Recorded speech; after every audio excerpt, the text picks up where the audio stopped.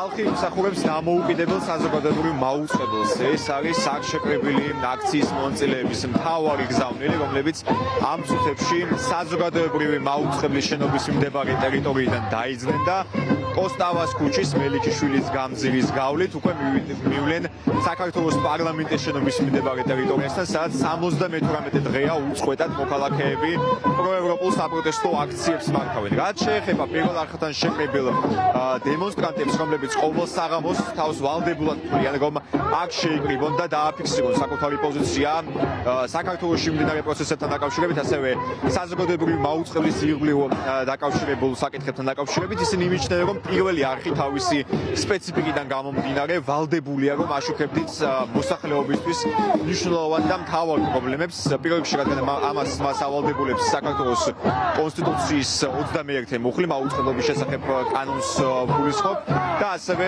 მას აქვს დაფარვის ზონა, რომელიც მოიცავს საქართველოს ყველა რეგიონს, რომელსაც ცენტრალური ხელისუფლება აკონტროლებს. ეს არის აქ შეკრებილი მოქალაქეების მთავარი პოზიცია. მათი შეფასებით, ის საეთერო დრო, რომელიც გამოყოფილი იყო ნოემბერში მიღწეული შეთანხმების თანახმად, არის ახლა უკვე გაუქმებული და მოქალაქეებს არ აქვს საშუალება, რომ პირველი არხის ეთერი გამოიყენონ იმისთვის, რომ დააფიქსირონ საკუთარი პოზიცია ქვეყანაში მიმდინარე არაერთ პოლიტიკურ პროცესთან დაკავშირებით, არაერთ ეკონომიკურ, სოციალურ თუ კულტურულ პრობლემასთან დაკავშირებით და სწორედ ამ მოთხოვნით იკრიბებიან ყოველ საღამოს საზოგადოებრივი მაუწყებლის შენობასთან. ასევე დღეს აქ შეკრებილი მოქალაქეები გამოეხმაურნენ ევროპარლამენტის მიერ მიღებულ კრიტიკულ რეზოლუციას, რომლის თანახმადაც 400 მომხრე 400 დელეგატმა საკანონმდებლო ორგანოს წარმომადგენელმა, ევროპის საკანონმდებლო ორგანოს წარმომადგენელმა ხარი დაუჭირა არაერთი პირის სანქციებას, მათ შორის არიან საზოგადოებრივი მაუწყებლის გენერალური დირექტორი თინათინ ბერძენიშვილი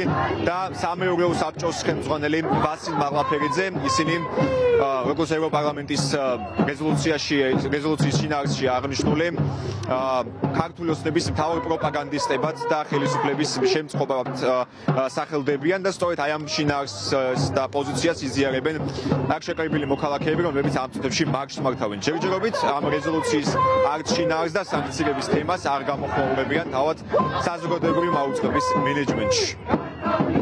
ეს არის ერთადერთი არხი რეალურად, რომელიც ანგარიშვალდებულია ჩვენს წინაშე მოქალაქეების წინაშე, რადგან ეს ბიუჯეტიდან ფინანსდება და ასევე ის არის მნიშვნელოვანი, რომ სხვა არხებისგან განსხვავებით ძალიან დიდი დაფარვა აქვს და ამ მოვალეობის შესრულებით, ასე ვთქვათ, შესაძლებელია, რომ იყოს ის გარღვევა, ინფორმაციული გარღვევა იმ მოსახლეობისათვის, რომლებიც ნამდვილად ტვინის რეცხვის მსხვერპლები არიან სამწუხაროდ. აქედან გამომდინარე, ეს ჩვენი უფლებაა, რომ ჩვენი ხმა ისმოდეს. ჩვენი ხმა, როდესაც ვამბობ, გულისხმობ მოქალაქეების და იმ პრობლემებს, რომლებიც რეალურად ქვეყანაში დგას.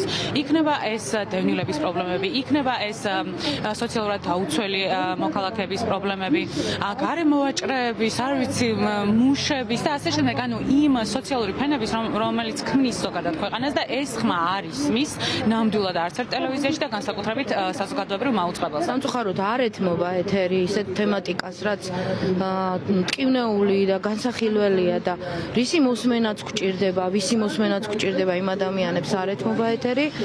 ამისათვის იძულებული ვართ ყოველ დღე მოვიდეთ აქ, მოვაწყოთ აქციები, მოვითხოვოთ ეთერი და მოვითხოვოთ იმ თემების გაშუქება, რაც მნიშვნელოვანია ქვეყნის ატკივარია და ქვეყნისთვის ამ წუთას ყველაზე აქტუალურია. ეს პოზიცია არის აბსოლუტურად გაუგებარი, უბრალოდ მათ არ აქვთ არანაირი პოზიცია, იმიტომ რომ აირჩიეს ესეთი პოზიცია, რომ ხალხის ხმა საერთოდ უგულებელყონ, ამიტომ ეს არის ალბათ მათი პოზიცია. შესაბამისად ამ სანქციების ფონზე საერთოდ გაუგებარი ხდება მათი დუმილი, თუ ესე გააგრძელეს მით უმეტეს და ხალხის პროტესტი ჩვეულებრივად ისევ გრძელდება, როგორც ეს იყო უკვე რამოდენიმე თვე. ვფიქრობ, რომ ამ სანქციების ფონზე კიდევ უფრო მეტად უნდა გაძლიერდეს საზმაოსთან ეს პროტესტი და მე მგონი, რომ ის ბირთვი, რომელიც საზმაოსთან ვაპროტესტებთ, ჩვეულებრივად ვაპროტესტებთ უცხოური რეჟიმით.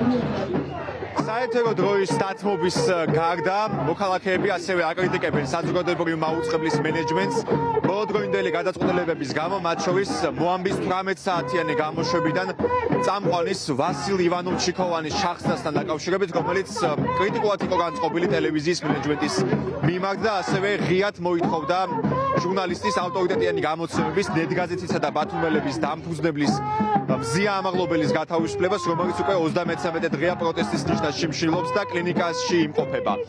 ასევე არაერთი ავტორიტეტიანი საერთაშორისო ორგანიზაცია ეხმაურება საზოგადოებრივი მაუწყებლის ირგვლივ განვითარებულ პროცესებს, მათ შორის არის ჟურნალისტთა უსაფრთხოების პლატფორმა, რომელიც კონკრეტულ ნაბიჯებს მოითხოვს საზოგადოებრივი მაუწყებლის მენეჯმენტის მხრიდან, მათ შორის არის კონკრეტულად ვასილ ივანოვ-ჩიქოვანის მოამბის წამყვანად აღდგენა და ასევე საქართველოს საზოგადოებრივი მაუწყებლის დამოუკიდებლობის უზრუნველყოფა. ეს ერთ-ერთია იმ კრიტიკული გზავნილებიდანაც, რომელიც საერთაშორისო ორგანიზაციას აქვს პირველი არხის მენეჯმენტის მისამართით, მათ შორის არის ეუთოდერის დასკვნა, ჟურნალისტური ეთიკის ქარტიის დასკვნები.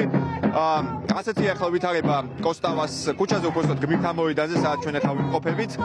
მოქალაქეები, რომლებიც საზოგადოებრივ მაუწყებელთან შეიკრიბნენ საღამოს, ამ წუთებში უკვე მიემართებიან საქართველოს პარლამენტის მიმდებარე ტერიტორიისკენ, სადაც 78 დღეს პროტესტის უწყვეტ საპროტესტო აქციას შეუერთდებიან.